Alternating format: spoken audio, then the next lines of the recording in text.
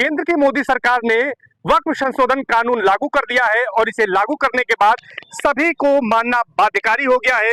लेकिन इसको लेकर देश के अलग अलग हिस्सों में अभी भी विरोध हो रहा है। पश्चिम बंगाल की अगर बात करें तो मुर्शिदाबाद में हिंसा शुरू हो गई है, तो वहीं कांग्रेस के सांसद इमरान मसूद ने कहा है कि अगर कांग्रेस सत्ता में आई तो एक दिन एक घंटे में इस कानून को वापस कर देंगे। वहीं 2 दर्जन से ज्यादा याचिकाएं सुप्रीम कोर्ट में लंबित हैं, जिस पर कल सुनवाई होगी।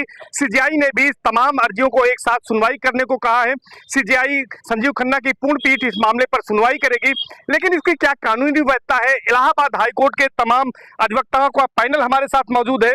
जो विद्वान अधिवक्ता है वो हमें इस बात की जानकारी देंगे कि आखिर कोई जब कानून केंद्र सरकार बनाती है तो किस तरह से देश के हर नागरिक को मानना बाध्यकारी होता है, क्या राज्य उसे नहीं मान सकता है। और जिस तरह की बयानबाजी इस मामले में हो रही है, जबकि लगातार केंद्र सरकार कह रही है, देश के प्रधानमंत्री नरेंद्र मोदी कह रहे हैं, गृह मंत्री अमित शाह कह रहे हैं कि यह कानून किसी भी तरह से अल्पसंख्यकों को के हितों को प्रभावित नहीं करेगा, बल्कि जो गरीब अल्पसंख्यक हैं उनके हितों को पूरा करेगा। जो वक्फ की संपत्ति है उसमें सुधार के लिए यह कानून लाया गया है, लेकिन उसके बावजूद इसमें राजनीति हो रही है।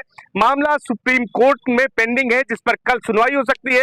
तो इलाहाबाद हाईकोर्ट के अधिवक्ताओं की क्या राय है, क्या विधिक राय है, हम उनसे जानेंगे। सीधे तौर पर हम आएंगे। अभिषेक जी, सबसे पहले आपके पास आते हैं। ये वो कानून है जिसको लेकर इस समय देश का माहौल गर्म है। सुप्रीम कोर्ट में कल सुनवाई होने जा रही है।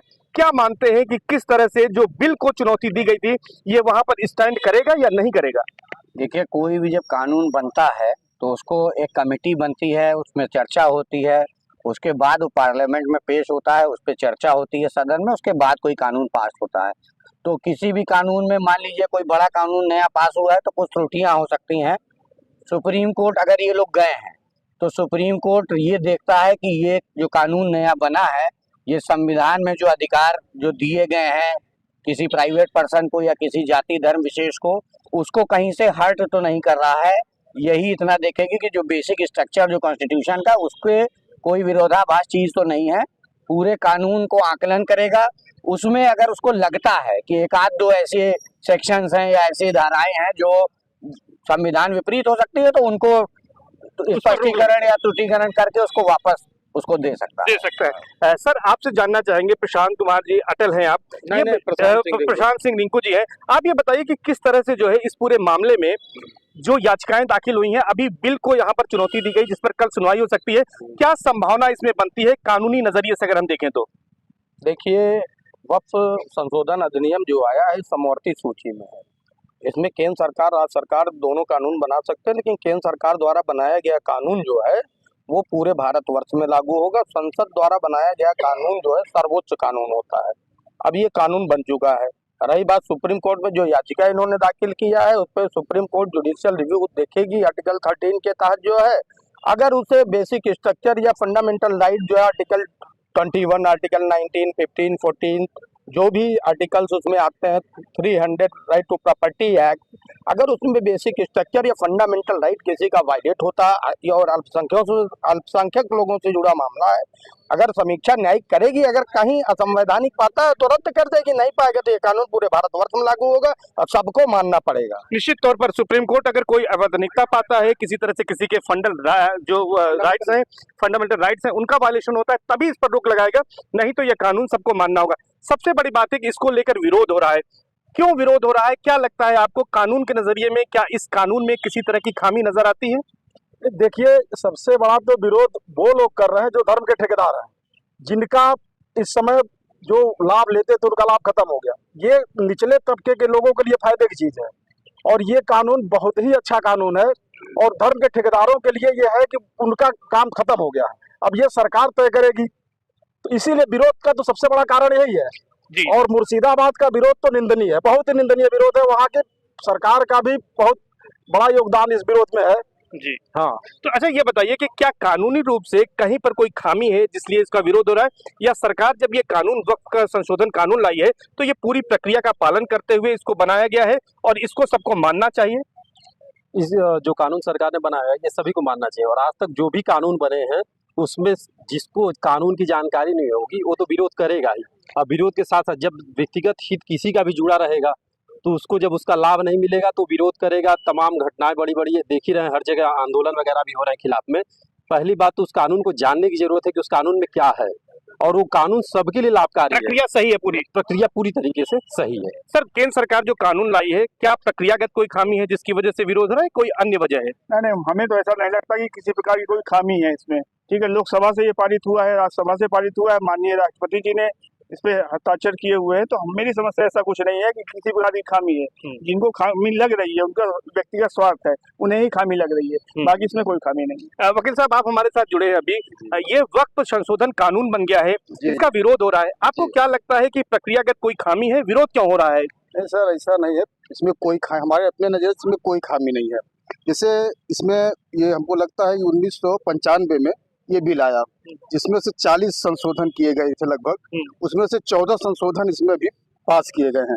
इसमें से कुछ संशोधन ये है कि पहले क्या था कि कोई मुस्लिम परिवार का कोई नहीं है तो उसकी पत्नी को ना देके सीधे सीधे वह बोर्ड को चली जाती थी जमीन। अब ये कहाँ तक सही है, आप बताइए कहाँ मतलब तक परिवार तक रहेगा ये कानून? ठीक है। हाँ, परिवार में जाना चाहिए, भाई पहले पत्नी को मिलना चाहिए, जब कोई नहीं हो तो चाहे जहाँ चली जाए। सर, एक सवाल आपसे लेंगे कि अब ये इस मामले में सुप्रीम कोर्ट सुनवाई भी करने जा रहा है, लेकिन इस बीच तमाम पॉलिटिकल बयान आ रहे हैं। खासतौर पर कांग्रेस के सांसद इमरान मसूद हैं, उन्होंने कहा है कि उनकी सरकार आएगी तो एक दिन एक घंटे में इस कानून को रद्द कर देंगे। क्या किसी कानून को जो भारत की संसद ने बनाया हो उसको इस तरह से रद्द किया जा सकता है? ये सिर्फ पॉलिटिकल स्टंट है?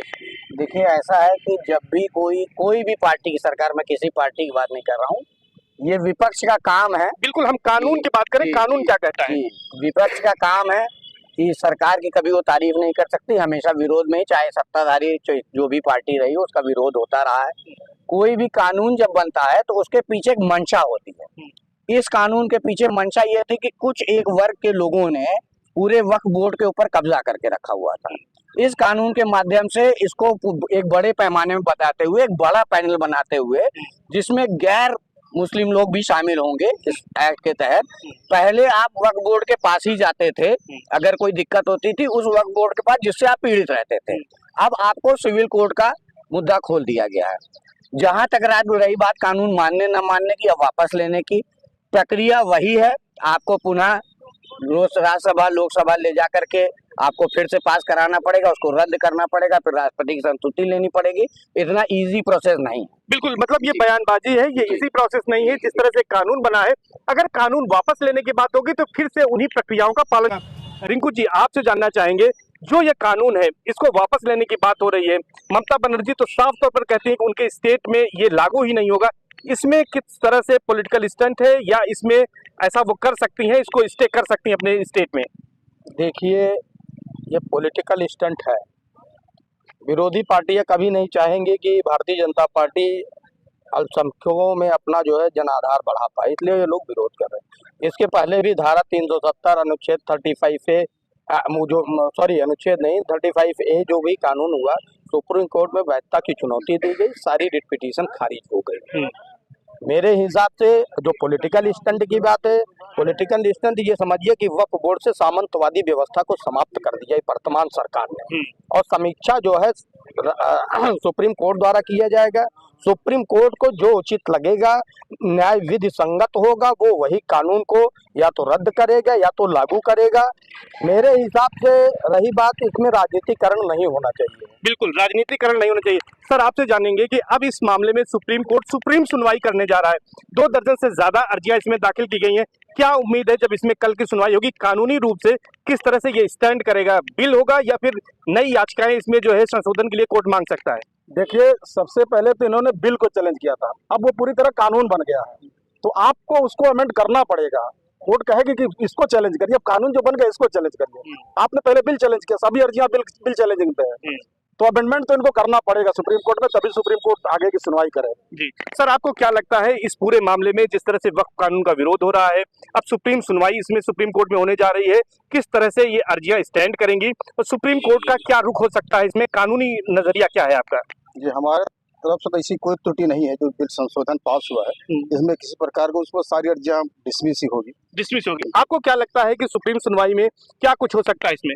इसमें सुप्रीम कोर्ट हमारे तरफ से तो पूर्णतः इसको खारिज ही करेगी, क्योंकि इसमें होने लायक कुछ संशोधन इसमें है भी नहीं, और बिल तो रद्द होने कोई सवाल ही नहीं। आपको क्या लगता है सर? नहीं, बिल सारी अर्जियां इसमें खारिज होनी है, इसमें कुछ नहीं हो सकता। कानूनन सर, आपसे भी कमेंट ले लेते हैं फाइनल, कि अब चूंकि सुप्रीम सुनवाई हो रही है, अगर इसमें सुनवाई होती है तो जिस तरह से इसमें अर्जियों के जरिए चैलेंज किया गया, क्या हो सकता है कि कानूनी नजर में आप क्या सोचते हैं इसमें?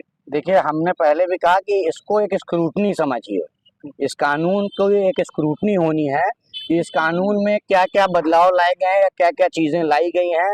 वो जो संविधान में चीजें, जो अधिकार लोगों को या धर्म को दिए गए हैं, उसको कहीं ओवरराइड तो नहीं कर रहे हैं।